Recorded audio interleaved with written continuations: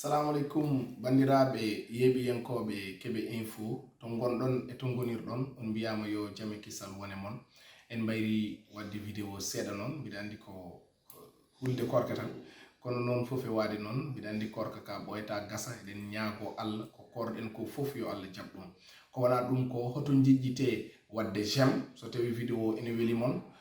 ko wona ɗum ko continuer wadde abonné donc ɗum aussi ene saabo à chaque fois so vidéo keso ari hay goto wita neldam vidéo keɓe o ala sa waɗi abonné tan a ñoƴƴi e cloche de notification o tan inchallah ma vidéo ji ɗi mbaw arde no hannirta ni vidéo men hannde o saabi mbaɗɗen ɗum ko eɗen gandi ɓoyata julde korka ma ar mbiɗa andi ɗo to kalten kala jogiiɗo seeɗa moyen walla kala gonɗo caggal leydi walla ni kala jogiiɗo hay sogo liggeyel 10 000 francs par mois fuɗɗima hulde seeɗa pourquoi parce que goto fof e nana ƴeewa holno yaltiri e oɗo situation eɗen gandi hikka kam ko exception par ce que hawri koye coronavirus hawri koye wonɓe ganduɗa liggey mumen koko boni e goɗɗum ɗum noon jiɗɗen wiide hannde ko yimɓe fof goni koye caɗele yimɓe fof goni koye probléme joni noon oɗon probléme holko addata ɗum en général wasde golle par ce que hande ma yimo ganduɗa hayso téléphone mum soni hulat ƴettude sababu nde sikkata ko noddowo ɗum o woni koye haalande ɗum probléme gona France gona ɗo a tant que wonko joguiɗa seet tan nodduɗomo fof mbita ko mataw waaji o woni koye namdademi ɗum noon enen ɓe ganduɗa ko enen goni namdotoɓe ɓe hade en yettoyade ɗon wadde ballen koye men bandiraɓe saabi ɓurummi wadde insiste e ɗum ɗon ko hande en jii 450 milliards yaltinama mbiɗa sikki mi waɗini hen vidéo ji kewɗi enen fof eɗen jaaɓi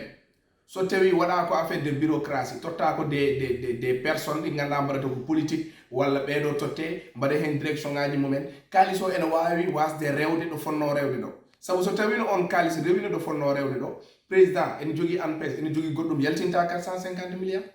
wontata ko goto fof ƴeewa hen doole mum waɗa massifié ƴeewa base mum ɗum ko domaine goɗɗo wadde enen pourquoi en ballata koye men mineni ñanden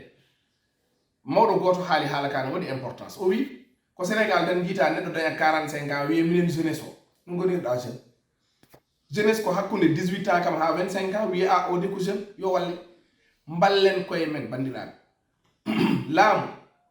yo wat école yo wat dispensaire yo wat tali yo ƴeew fonctionnaire yo ƴeew laamu kala ko wawi waɗande population foti ko wadde ɗum par ce que force par ce que laamu ngo ko enen payi ɗum ɗon laamu arno holno way laamu way kono joom suudu ma mo ndesɗa o sa fini an totata ɗum dépense wutte mum ñamde mum yarde mum fof ko an jogui on so yeehi marché arti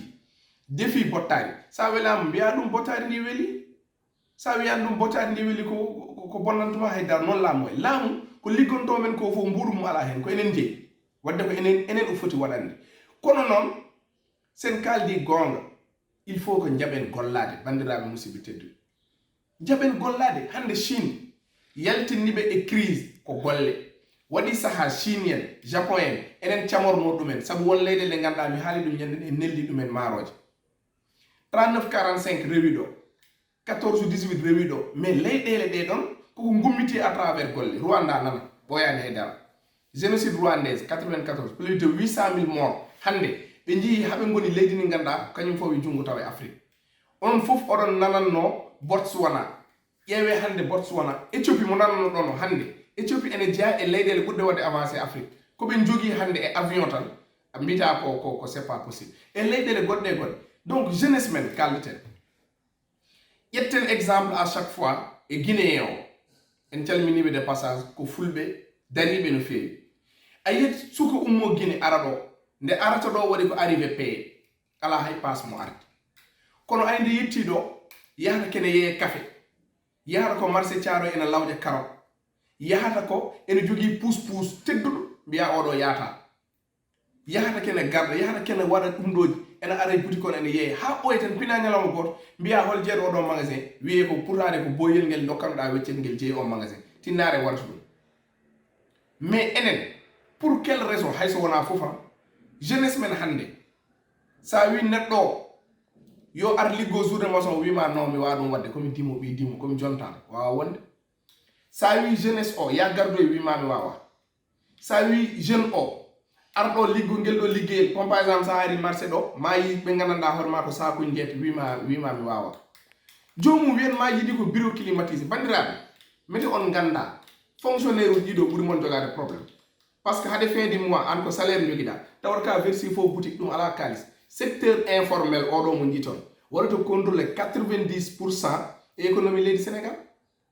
donc min philosophie am parce que mi wat ɗum wona tan Ibrahima Kebe ko journaliste radio fulɓe tan ala min mi haali ɗum ñanden émission am mi gardi état intellectuel comme yimɓe fof mi gardi mi liggima maçon mi liggima sëk min o wadde ko kalami ko mi yiɗum mi yeehi ambulant mi jangini école 6 ans hade mi arde e radio mi wawa limtude donc ko kalami jaforoni konngol mi liggima IPC miɗo rondo sakuji mbiɗo yoɓe par jour attention donc kalami ko wona tan ma won biiɗo ala kanko mon ɗo jooɗi non wuro ngon muusi ko gonga mais jeunesse o gummoɗen ballen koye men ñande fof mi haala birlos koni yahanno kene ɗuggite fleur aji ay ɗuggidde fleur aji ɗiɗon yimɓe ne mbiye ko kangal o yehi haw il o soodi ɗum kanko jeeyi ɗum baba Ali Malal Diallo jeeyɗo radio fulɓe o mo nana toon hande o 2000 francs joguino kañum 2000 francs ɗin 2000 francs o fuɗɗori wadde bëccëg o yehi table o yehi hunde fof haw wonti milliardaire Serigne Mboup so haalnima ɗo rewi jedda goɗɗo e goɗɗo donc jeunesse o ko gonga laamu yo wallu men ɗum jaadumi min kono ballen koye men gummoɗen naten e commerce ay commerçant ji ɗi mbaɗata contrôlé hande leydi Sénégal naten e commerce béton nan ɗo ya seɗoy ɗum ɓuuri ñagade béton ɗi jiiton ɗi maire uji jiiton nayeji ne ceeɗa ɗum ɓuuri ñagade hande jiyoni babiraɓe nayeɓe ne mbala taliji kala mo mbiɗa ɗo baloye tali wima komi dimomi balani est ce que ɗum ko lawol ala pour min ñagade ɓuuri musde laabi ujunere bandiraɓe sukaɓe kallaten génération ji men gande jamanu hande o hay goto wallata hay goto kala ko neɗɗo waɗanma surtout ma haalano wuro fof kala mo nodduɗa kalanɗa probléme ma wiya ayi kaari noddanno kam joni joni kala mo kalanɗa probléme ma waɗantamo tampinma ɗum noon jaaha liggoyɗa journée maçon walla jaaha ceɗoya béton walla jeeyoya kafi touba walla gardoya mbawa wuurde e dow ndimago ma ɗum ala ɓuuri ɗum welde sen liggima tan ma en jalto e oɗo situation wona maire saabi neɗɗo ƴetta laana yaha ha caggal leydi hayso tawi eɗe mbatta ɗum encouragé par ce que laana ko risque wona maire neɗɗo ummoɗo yaha Côte d'Ivoire yaha Gabon yaha des pays de guerre ne liggo pour hol ɗum yaltude situation hande a yiyat mo ganduɗa onon jiiɗi yumma e baaba ene jogui ko gasata ƴewatama ni walla farat ko ha ñaagoɗa on rokkuma on kay wadde a famat gummonoɗa hoorema a yiyat kawma walla a yiyat neɗɗo mo ganduɗa onon jiiɗi yumma e baaba walla ko mawne walla ko kawma koddone galle goto kañumen maha étage onon jonode suudu ɓakke kalden ko wadde neɗɗo yo ummo darano hoore mum enen fof ko devoir goto e men fof ummo darano hoore mum kala noon ko mbawɗa liggade to ko mbima so métier ala woni métier tokos soko gardinage gardu soko métier wat parce que a ƴewat affaire goto laamu ronki wallude diplômé mo ala diplôme holto fay sa ala diplôme ala formation holno dañirta liggéey donc an foti ummade ƴeewa maigre moyen ji ma daroɗa mbiɗa haala anecdote goto mo kewmi haalde à chaque fois waaji goto meeɗi arde ndeysan janngani ala formation ala hiddara o ari o yinno wonde ko gardien sécurité o yinno wonde e entreprise goto nde o ari nde o wi waaji o komi jiɗɗo wonde sécurité waaji o wimo neldam mailam e mailam dossier ji ma o wi waaji o min de mi anda mail mi anda ni ko woni mail waaji o wimo a wadde woppu ha daña mail ngara nde o hotata e lawol o daari ɗon fof ala jeewo cigarette ala jeewo ñamde ala turuji ɗin fof o ari o watti yeyde ɗum o yehi omo yeeya haw wonti commerçant ɓurɗo mawnude génération makko étudiant goto yalti université waɗi formation comptabilité ari addi CV mum tottimo ɗum wimo joni noon jinnon ko wonde comptable entreprise ma waaji o wimo joni holno mbatten o wi waaji o tottam mail ma mi nelduma ɗum hen waaji o wimo ay somi dañino mail min gonanmi ko gardien ha hande wasde mi dañde mail rokkimi chance mi wonta commerçant mawɗo hande étudiant o wimo saɗa joguino mail an wonata commerçant ɓurɗo mawnude e aduna o foof wadde ɗum ko yiyande ko vision bandiraɓe daronoɗen koye men ballen koye men chinois ji mbiyata de neɗɗo so tawi nde fini fo rokkuma liɗɗi yo jangguine no gawirɗa jamanu o tolni ɗon hande hay goto wallata hay goto ƴew yimɓeɓe ballat tan komo ganduɗa hoore ma ko bawɗo ay sa wawi nden ɓe ballanma sa wawa hay goɗɗo ƴewtama ay yen neɗɗo mo ganduɗa waɗi ɗum ko 10 000 francs ordonnance no foti yimɓe goni dow hôpital hay goɗɗo ƴewyani ɗumen kono so maayi ƴewta 4x4 uji gara yimɓe balla ɗumen gadda otoji mbiye gare nawten wuro mabɓe joɓa min yoɓata oto walla ɓeɗo mbiye joni noon hayde o maayi min sodata nagge min sodata séjour ɗum ala sens wadde eɗen mbawi wontoyde hunde foof sa gumi hoore ma billahi wallahi aɗa wawi wontoyde multimilliardaire an jeeɓo vidéo gum hoore ma ummo liggoyo wallu hoore ma hoto yaw hay hunde sabu hande milliardaire uji sénégal ɗi foof sa ƴetti ɗumen Aliou Ardo Sadio ƴetta kamɓe foof A ha Z soɓe kalnima ɗo ɓe ndewi ɗo wallahi a yeddat Alhaji Ibrahima Niass noon ene wiyanno so tampere ene sabotono neɗɗo maayo walla bonire o wi kanŋe yaltata kanŋe kay ɓurani jamdi ɓaleeri ɓuri ɗum ko barke ɗum noon on ji kanŋe summete sume ha mbiya boni so yalti wona kanŋe ɗum noon daronoɗen koye men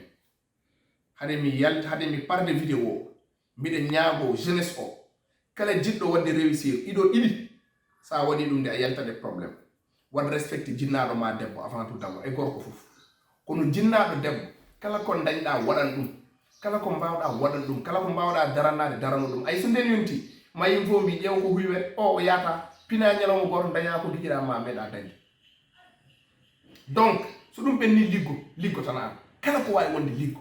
ko journée ma kala ko wawi wonde liggo tan mais so nden yonti an jogonto hoorema ɗum noon bandiraɓe